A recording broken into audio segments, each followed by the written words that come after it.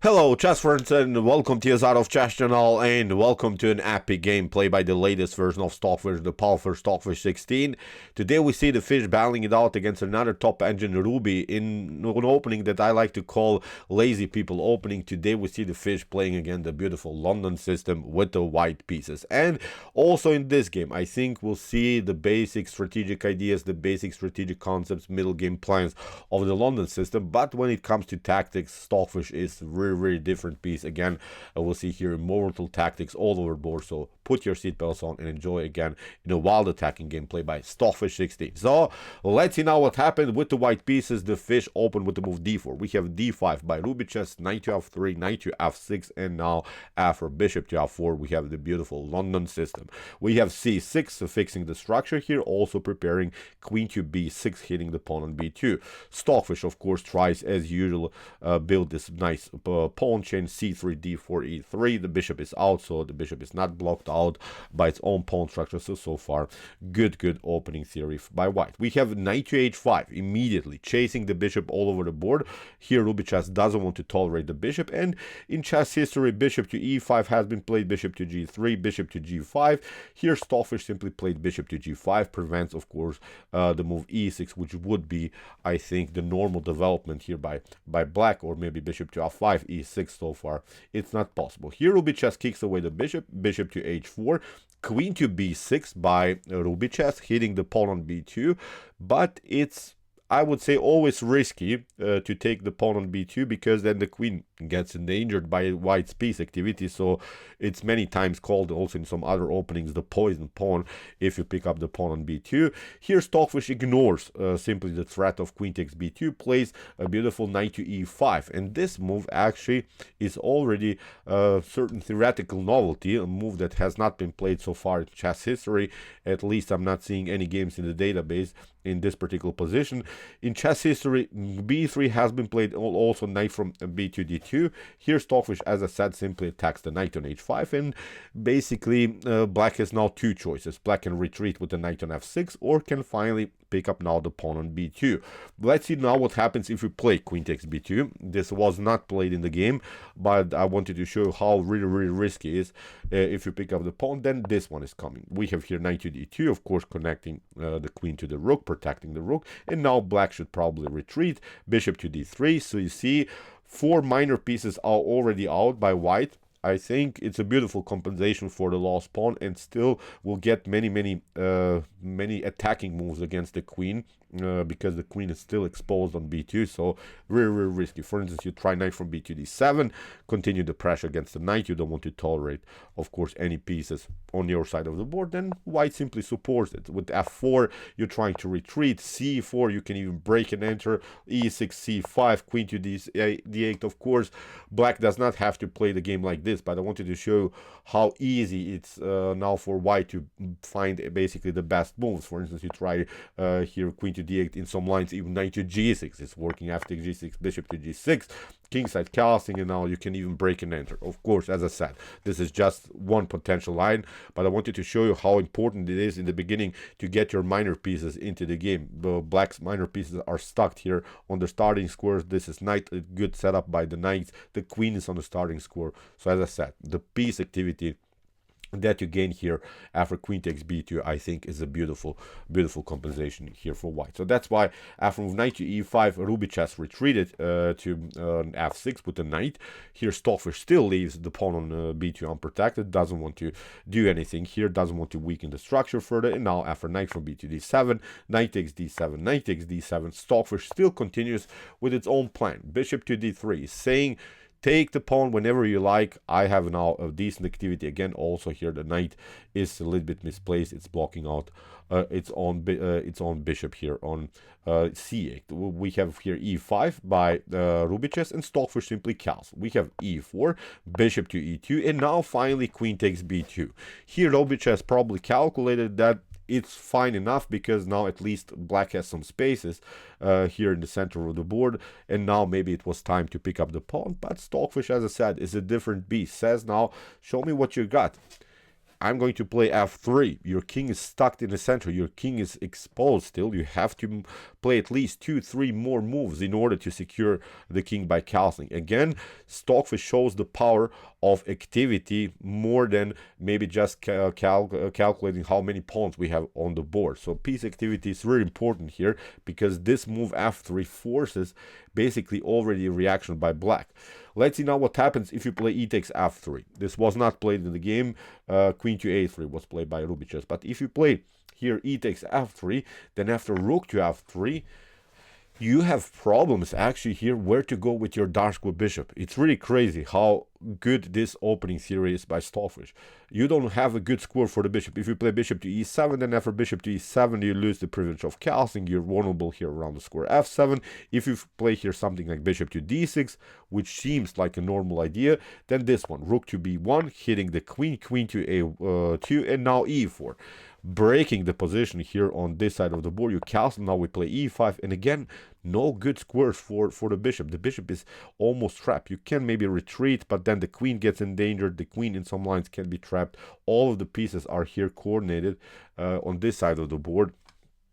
So I think this would be a devastating position now to handle for black. Rook to a1, rook to b3 in some lines, knight to b3 is possible. So the bishop has to retreat. Even if you play here in the beginning bishop to a3, if you try somehow to get your bishop here and finally castle, again rook to b1, queen to a2, e4, very dangerous kingside castling. And now after rook to a1, look at this, both of these rooks are hitting the bishop on a3. So this is the issue.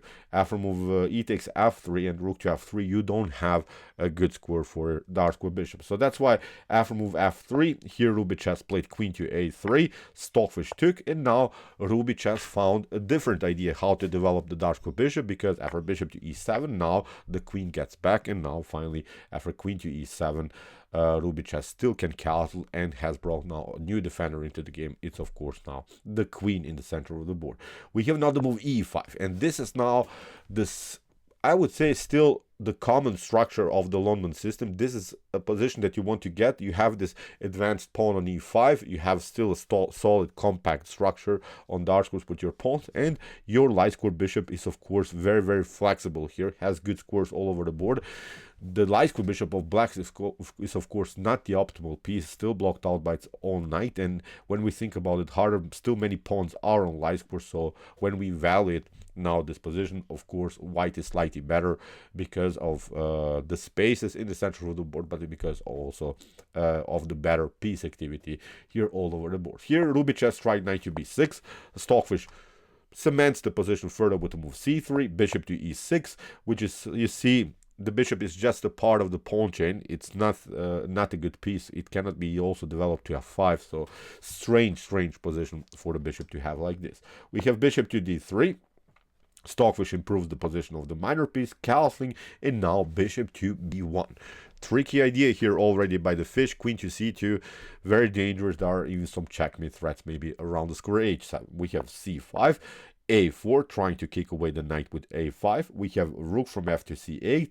The problem here is, again, you cannot compete with f6. F6 would be, I think, a move that you want to play, but you weaken simply too much your light squares here. Then, of course, after something like a5, knight to d7, queen to c2, you have to lock now the position with f5, and later, I think, we will eventually break the position with ideas maybe like g4. Of course, not immediately, but as a long-term plan, I think g4 should be perfectly fine here for white. So here after move a4, RubiChess tried rook from f to c8, queen to c2, forces, of course, now the move g6, which creates new positional weaknesses in black's camp, especially f6 square is weak. Also now the pawn on h6 is weak, and also I would say the g6 is a clear target. Maybe we can even sacrifice something and then get use of this queen and bishop battery on this side of the board. We have queen to b2, getting out of the c-file mess that could be created after c takes d4. We have c takes d4. Stockfish keeps still this healthy structure with c takes d4. Notice f6 is never a possibility anymore because the rook and the pawn are controlling the square. So now white is simply continuing now the whole game with the space advantage with this powerful pawn on e5. We have now rook from a to b8 by RubiChess. Let's see what happens if you play knight to c4. Knight to c4 seems also tempting, but after knight to c4, rook to c4, bishop to d3, you have to step back, and now I would say this is not the position that you want to get with the black pieces. Rook to f6, rook to f1 is going to happen, as I said, in some lines. Bishop to g6, then queen to g6 if you manage, I don't know, rook to f1, queen to b1, and then maybe sacking the bishop here is, I think, devastating to handle. So as I said, look at this. Black's light square bishop is just a part of the pawn chain, so not a good position for black. After c takes d4, we have rook to b8, h3, rook to c7, and now king to h2. Stockfish is not rushing, simply it also improves the position of the king.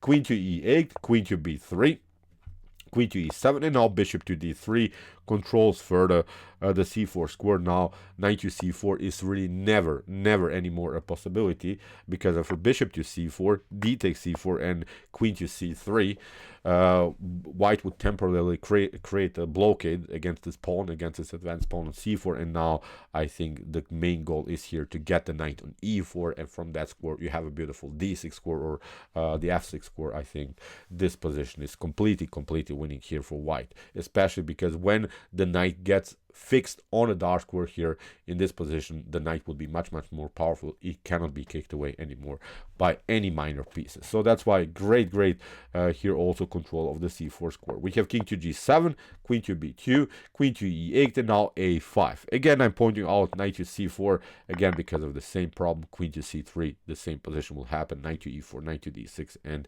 or knight to f6 in the later stage of the game. a5, knight to a4, Stockfish attacks the knight. We have b5, fixing the knight, but now rook to f6. And notice now after move knight to a4 that RubiChess played, basically both of these minor pieces, the knight on a4 and also the bishop on e6, are on the worst squares. I think the bishop is just a part of the pawn chain, the knight is on the edge of the board, so it's really not the position that you want to get here with the black pieces. So Stockfish continues with rook to f6. That's the square that you want to get, and the knight is simply far away from the action in order to somehow attack the rook on f6. We have queen to e7, Stockfish retreats to b1, wants to get the queen into the game. A rook from b to c8, queen to e1, and now knight to b2, hitting now finally the bishop on d3. Here RubiChess found a decent way how to get the knight back into the game, and Stockfish plays an amazing bishop to b1, which in the beginning seemed risky to me because obviously the rook is going to get on c1. Knight to c4 again is not working because white does not have to react. We'll play knight to f3. We'll play queen to h4, knight to h4. Again, I think the position would crack simply later around the square g6. I think the position will collapse there. So it's not working to play passively like this. So that's why after bishop to b1, RubiChess tried rook to c1, attacking the queen. Stockfish gets now the queen very spectacular, very efficiently here in the queen into the game. This is a huge threat. Rook to g6. With ideas to pick up the queen on e7. You cannot even advance to pawn on g5 because you get here queen to h6. So this is now disturbing, I think, to get the queen actively like this into the game. I would not really love to play this position from black's perspective. Now it seems to me that the position is collapsing here for black. So that's why RubiChess retreats here to e8. Stockfish continues now with knight to f1. The rook is of course protecting the knight, and now there are threats of knight to g3, knight to f5, knight to h5. So whatever the position is allowing you, I think it's very easy now for white to find the next best move. g5, as I said, it's not possible because of queen to h6. We have knight to d1, hitting the pawn on e3, and now Stockfish plays a beautiful knight to g3. Simply gives up now the pawn on e3, says who cares about the pawn because the queen is now coming into the game, hits now the knight on e3, and there's basically not a good way anymore to protect the knight. For instance, if you try here, rook to c3, rook from the first rank to c3, then this one is coming. Knight to h5 is a huge tactical threat here by white. You maybe try something like, I don't know, g takes h5, then this idea is coming. Queen to g5, rook to h6, and the game is over. So after knight to h5, you could maybe retreat here to h7, but now look at this. Rook to g6 is even working. F takes g6, knight to f6, you get even the fork here. So really dirty tactics that Stockfish prepared here. So after move queen to f4, as I said, knight to h5 is always a threat. So here RubiChess tried rook from the 8th rank to c3, but Stockfish continues with the beautiful bishop takes g6. Very wild stuff. If you play here f takes g6, then rook to c1, and the queen will pick up now finally the knight on e3. And notice now, we would have a similar position again, the knight versus bishop, and I think the knight is much more powerful. The knight will eventually get maybe to f4 or knight to h5. We have seen is always a threat. For instance, you try to get the rook back, knight to h5, then the queen is coming into the game again. The position is collapsing here for black. So after move bishop to g6, spectacular tactic here by the fish. We have rook takes a1, Stockfish retreats here to d3, again with the idea to play queen to h6. We have king to f8, so let's see if you could play here rook takes d3, then again the similar tactic, rook to h6, and there's nothing that can be done. You can just prolong the game, maybe deliver a couple of checks, but nothing is possible anymore. You cannot prevent anymore this move. Rook to h8, very wild stuff. So after move bishop to d3, RubiChess is trying to escape with the queen. We have rook to h6 by Stockfish. Again, you don't have time to pick up the bishop because of queen to f6 and then rook to h8. We have king to e7, queen to f6, a check, and notice now the king is in front of the queen. Now Stockfish uses this moment and plays now bishop to b5. The queen is in danger. You have to bring the rook back into the game, and now rook to h8. Beautiful sequence here. The queen is basically trapped. You have to give it up. Still the rook is pinned here on c6. RubiChess is trying to do something around the square g2, but nothing dramatically can change. Stockfish simply attacks. Rook takes g2. Okay, you have your fun with one check, but Stockfish simply retreats. This rook cannot be included into the game because it's pinned, of course. As I said, RubiChess had one good check, but nothing more. Stockfish plays here queen to d6. Doesn't want to give up just the bishop like that. We have here bishop to c6. And what should you do? If you play here rook to c1, then after a couple more checks, okay, you can grab the knight, but now after move a6 and something like, I don't know, again a couple of checks, always there is this threat of bishop to b7, and the game is obviously over here for black. So after move bishop to c6, that's why RubiChess tried a6. Stockfish continues with bishop to a4, rook to b2, queen to a6, hitting the pawn. Again a new check by the fish, king to a7, queen to c5 check, and here after bishop to a6 and queen to c6. In this particular position, RubiChess resigned. So let's see possibilities. If you play queen to a5, then we'll simply take out this one. We'll simply take out the rook, and obviously this is completely winning.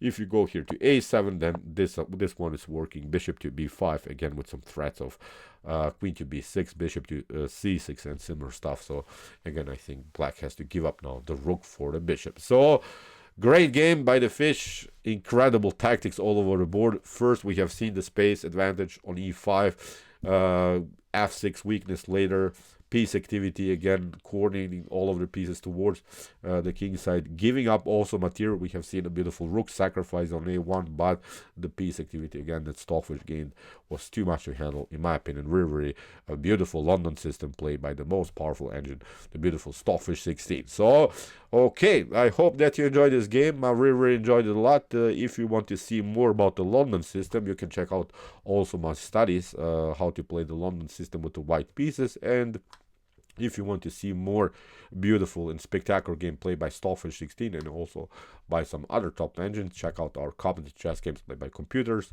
Here's also the link of our playlist, and if you like this content, hit the subscribe button. See you soon with some more videos, and what do we say in the end? Chess is the best, of course.